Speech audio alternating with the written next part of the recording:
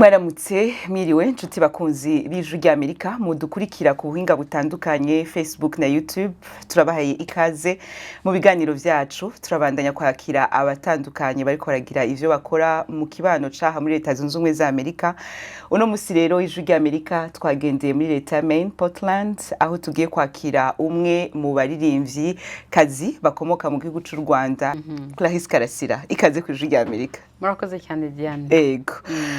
Mwavyumvise tugiye kwakira Clarisse Karasira, ndi Diane Ninahazwe. Ivyo tuza kuyagana Clarisse Karasira ni bitandukanye. Clarisse Karasira ari ngaha muri Leta Zunze Ubumwe za Amerika ahamaze igihe, aho yaje gusanga umutware wiwe, hari bitandukanye ariko arahakorera. Portland ibamere neza, urasa neza mu maso. Cyane, merci beaucoup. Ego. Hano ni mu rugo rushyashya nyine. Ni ahantu hashyashya habaye mu rugo, turi kugenda tumenyera nta kibazo. Bimwe mu bintu bitandukanye uri kurakora, hariho igiteramo twabonye uri kuritegurira kigiye kuba gufasha impunzi ziko zirava muri Ukraine.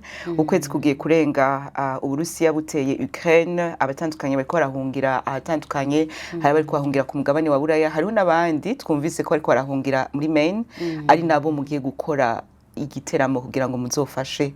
Utubwire gato ni igiteramo muzokorana nabandi, giteguye gute, kizoba ryari? Urakoze. Ni igitaramo nk'uko bivuze cyo gufasha impunzi ziva Ukraine kubera intambara. Hanyuma rero cyateguwe n'umuryango mpuzamahanga wita ku buzima, ku bintu by'ubuzima, ariko ntabwo ari OMS, n'undi muryango ni ONG ifatanyije na One Longfellow Square. Ni inzu y'ibitaramo ikomeye hano muri Portland, Maine. Hanyuma rero babonye kuko nageze hano ntangira kwakirwa, ibinyamakuru bamenya ko hari umuhanzi wo muri Afrika wageze hano, batangira kutwandikaho inkuru, batangira kuvuga ibyo dukora. Hanyuma tubona abantu batangiye kudukunda, cyane cyane abantu binaha abazungu. Hanyuma batangira gukora izo nkuru, niko rero na One Longfellow batumenye. Hanyuma baduha ubutumire, baravuga bati mwabana natwe kumwe n'abandi bahanzi mukazadufasha kuri iyi mpamvu, kuri iyi cause. Hanyuma rero tuzaririmba muri iki gitaramo, kizaba ku itariki 9 y'uku kwezi kwa 4. Nzaba ndi kumwe n'abandi bahanzi bakomeye binaha, nanjye n'ubwa mbere nzaba mbabonye. Urumva ni ikintu cyiza cyane. Nishimira ko umuziki wacu, kubera ko ntabwo dukora umuziki gutyo gusa, ni umuziki ugamije kugira ikintu ufasha abantu runaka, sosiyete runaka. Ndishimye rero kuba ari nacyo cya mbere nzaririmbamo hano, noneho kikaba ari ikintu gifasha abantu, gifasha ikiremwa muntu, cyane cyane ko bazabafasha abenshi muri abo bava Ukraine baza hano muri Maine bashaka ubuhungiro. Abazuririmba muri abaririmbyi bangana gute muri rusange? Hazaririmba ubu ngubu abari kuri afishe ni 9. Nkuko nabikubwiye, n'abahanzi bakomeye binaha, nanjye ntabwo mbazi neza, nzaba mbabonye uwo munsi, nabo bazaba bambonye uwo munsi, ariko ndumva bari mu 9. Hanyuma mugategekanya ko uburyo buzovamwo kuruhisha abinjira bazoriha? Yego, bazishyura. Abantu bakeneye kumenya amakuru arambuye bajya kuri website ya One Longfellow Square, bagahita babibona. Ariko twebwe nyine tuzaba tugiye gushyigikira icyo kintu. Mu baririmbyi bakomoka ku mugabane wa Afrika, niwe wenyene uzoba urimo muri abo bantu bariko baragira ico gikoko? Uravye ku rutonde rw'abaririmbyi bazoba bahari, ndatekereza hashobora kuba harimo nk'undi umwe ahari, ariko nabonye abenshi ari abazungu binaha. Ego. Clarisse Karasira wamenyekanye mu Rwanda n'ahandi mu Burundi no kwisi hose kora indirimbo zikoze mu Kinyarwanda. Ico gihe uzorimba mu Kinyarwanda, uzorimba mu Congereza, canke bizogenda gute? Nasanze rero umuziki ni ururimi ubwarwo, umuziki ni ururimi ubwarwo. Nzaririmba indirimbo zanjye, deja nk'abo bazungu ntabwo bazi Kinyarwanda, ariko batangiye gukunda umuziki wanjye. Abenshi banohereza indirimbo bakavuga ati yawe indirimbo ndayikunze, wenda yabonaho subtitles z'icyongereza akarushaho kuyikunda kubera ko aba yumva icyo bisobanura, cyangwa udakavuga ati ese hano bashaka kuvuga iki.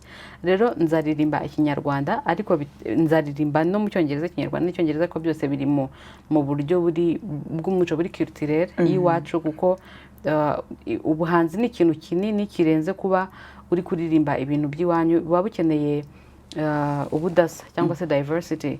Kuba nzaririmba mu kinyarwanda kirimo n'icyongereza ni ibintu byiza cyane bizafasha abo ngabo binaha kumenya umuco w'iwacu ariko bakumva noneho n'ubutumwa ndimo ndababwira.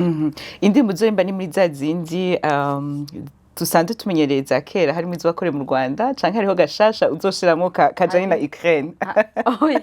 Harimo inshyashya, harimo n'izisanzwe nasohoye basanzwe bazi, ariko icyo navuga agaseke karapfundikiye, ahubwo umuntu wese uzabasha kugera Portland ni karibu rwose, kandi bajye kuri iyo website ya One Longfellow Square bagura amatike, abantu benshi batangiye kuyagura. Iki kibazo ca Ukraine ubundi abahanzi nivyo muri vyinshi muri byo guhanga muri iki kibazo ca Ukraine, ikibazo kiriko kirakora ko abantu batandukanye ku nzego zitandukanye, umva ko nawe nk'umuhanzi uri kurashako ibuye ryawe uri kuraterera.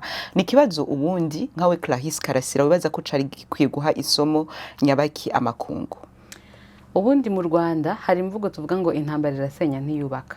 Ngewe nizera ko uko byaba bimeze kose hari abantu bitwaza impamvu za politiki bakavuga ati okay bariya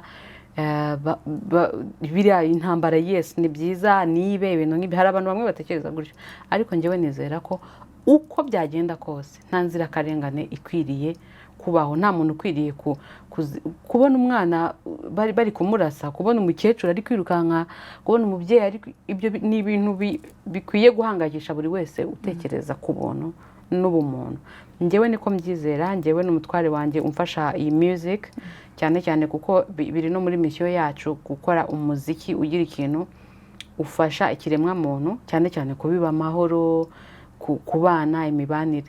So rero ngewe nizera ko uko byagenda kose umusanzu wanjye urakenewe nk'uko bivuze, kimwe n'abandi. Nta nubwo ari Ukraine gusa, hano nuko wenda ari abantu babiteguye, twahuye nabo badushatse nyine babonye hari icyo dushobora gucontributinga cyangwa se dushobora gushyiraho itafari ryacu n'ahandi ahariho hose n'iwacu muri Afurika. Ngenda umuririmbyi, ntabwo ari ngewe ukora amakampeni ngo nicare ngo negure ngo reka dukore kampeni yo kurwanya intambara muri Somalia, yo kurwanya ibibazo muri Congo hehe hose, ariko twebwe ngewe nkoresha impano yanjye. Umuntu uwo ari we wese ushobora gutegura ikintu kimeze gutyo kigamije gufasha abantu kubaho neza, twebwe tuba twiteguye kuba twatanga kandi n'ubutumwa bushika kure mu ndirimbo. Clarisse, mu gice cya kabiri ndashaka ko tugaruka rero ku buhanzi bwawe, aho ugeze, ibyo urimo. Narabonye indirimbo wasohoye vuba n'abarundi abatimbo nigeze kwandika mvuga ngo abakaraza. Hari abantu b'abarundi bankurikirana n'abakunda Imana bamugisha, baravuga ngo reka twe ntabwo tubita abakaraza tubita abatimbo. Ubwo rero abatimbo byangiyemo, numva ni n'ibintu byiza. Bariya abatimbo bahimbaza club. Okay, bari ngaha muri main? Oya, iriya ndirimbo iri mu zo twakoze tukiri mu Rwanda, yitwa Ubuntu. Nshimire n'abantu bayikunze, hagati aho n'abantu benshi abo ndi kuvuga batangiye gukunda umuziki wanjye. Iriya ndirimbo barayikunze cyane, sinzi impamvu, ishobora kuba iri no muri zo nzaririmba hariya. Rero twayikoze tukiri mu Rwanda, ntago ari abatimbo binaha, ni club himbaza ikorera umuziki mu Rwanda, ariko ni abarundi. Niba abantu bibuka neza, nibo bigize guseruka muri East Africa's Got Talent. Ni abahanga cyane, bafite ubuhinga. Mu Kirundi bavuga ubuhinga, tuvuga ubuhinga. Hanyuma hambavu y'irya rero uri mu biki? Hari ibishasho duteguriye? Yego, tujya kuza umutware wanjye ni umuntu ushyigikira cyane mu muziki, kuko ni nawe nyine umufasha kubigenga. Twateguye uburyo dushobora gukora indirimbo zitandukanye, ku buryo tuzaba dufite agaseke kakirimo uburo bwinshi, ku buryo n'ubundi tuzajya tubwongeraho, ariko hari impamba tuje tuzanye. Ubu rero hari indirimbo dufite turi gusohora twakoreye mu Rwanda, n'izindi turi gutegura gukorera hano, ndetse vuba hashobora kuzasohoka iya mbere yakorewe muri Amerika. Turi gutegura ibikorwa by'umuziki, mbese ni nko kundi bavuga ngo bitarabaho. Turi gutegura gukora ibyo tutakoze. Mu Cyongereza niko bavuga neza ngo like never before. Turi gutekereza gukora umuziki ku buryo bwagutse, ku buryo umuntu abona inganzo y'u Rwanda yo mu mukobwa w'Imana n'igihugu igera ku rwego rw'isi. Ntabwo dutekereza hano hafi kuko dutekereza ko dufite ikintu cyo kuvuga, dufite ubutumwa bukomeye umuntu wese akeneye kumva aho ari hose ku isi. Ntabwo tubyuka ngo twiririmbire gusa twisohore indirimbo abantu babone ko twasohoye indirimbo. Rero turateganya, dufite ibikorwa bitandukanye tuzagenda tuvugaho, dufite ibitaramo ari gutegura. Imana nidufasha bizogenda neza. Hama gushika nimba ntibeshe gushika ino saha indirimbo zawe nyinshi ziri mu Kinyarwanda, ariko uri muri Maine niho muhira ha kabiri canke ha kangahe, uri mu gihugu naco kizokenera ubwo buhanzi bwawe. Urabategekaniriza ko uzohava uraba ko uzuravanga indirimbo zikaja mu Kicongereza gusumba? Iki kibazo maze kukibazwa n'abanyamakuru bose turi kujyana ibiganiro muri iyi minsi, kubera ko urumva kirumvikana kuko abantu benshi binaha ntabwo bumva urwo rurimi. Nibyo koko turabiteganya.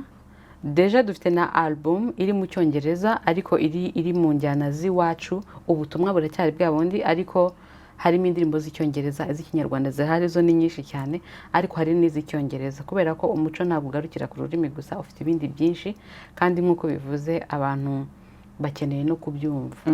Abanyarwanda bakeneye kubyumva, abazimbabwe bakeneye kubyumva, abanyamerika turimo bakeneye kubyumva, n'abandi. Ubwo rero agaseke karapfundikiye. Bizokorohera, biriko biroroha ko uvanga umuziki n'urugo cyane. Buriya hari umuvugabutumwa wajya gutwigisha kera aho nasengeraga turi abana, yigize kutwigisha akantu, aravuga ngo ubugari buraryoha. Ubugari ni ibiryo byo mu Rwanda, muri Afurika. Natwe turabugira mu Burundi. Abantu batanga ibitekerezo bitandukanye ariko umwe aravuga ngo buriya biterwa n'isosi. Ibintu byose biryoha bitewe n'icyo na environment urimo cyangwa n'ugushyigikiye.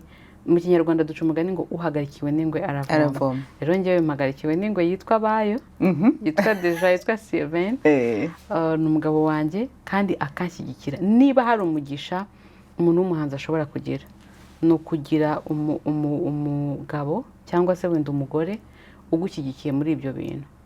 Njyewe rero biranyorohera kuko ni ibintu ashyize ku mutima, nawe ni misiyo ye. Iyo abonye umuntu ahindutse cyangwa iyo umuntu atwandikiye message, iyi ndirimbo hari ikintu yamfashije, hari ikintu yahinduye, yumva hari ikintu kinini akoze ku mibereho y'abantu. Ubwo rero ntabwo bingora cyane nk'abandi. Shize hariho abakomeje kubaza mu kiganiro twigeze kugirana, bakubaza nimba Clarisse Karasira hari imigambi, cyane mbarije abakunzi baba bari mu Burundi. Clarisse nimba hari imigambi afise umunsi umwe yo kuzosorana indirimbo n'abarundi Kidumu canke abandi baririmbyi bandi. Hari abarundi muri ko murakorana kugira ngo muzoje hamwe hama inyota y'abarundi bashaka kubona n'abaririmbyi babo ihere?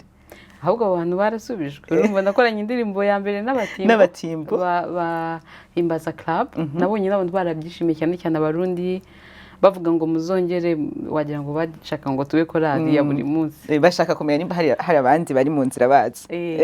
Ubu ngubu ntabwo navuga ngo hari abandi turi kuvugana, ariko biramutse bishobotse tukabona n'abandi, nta kibazo rwose. Ariko ubu ngubu wenda ntabwo nakubwira ngo hari uwo turi kuvugana turi gutegura kuyikora ubu ngubu. Abarundi, Abanyarwanda, Abakongomani bariya muri kariya karere k'ibiyaga bigari ukomokamwo, hari igitaramo bobo canke umugambi wo kuzoja kubasusurutsa gatonya?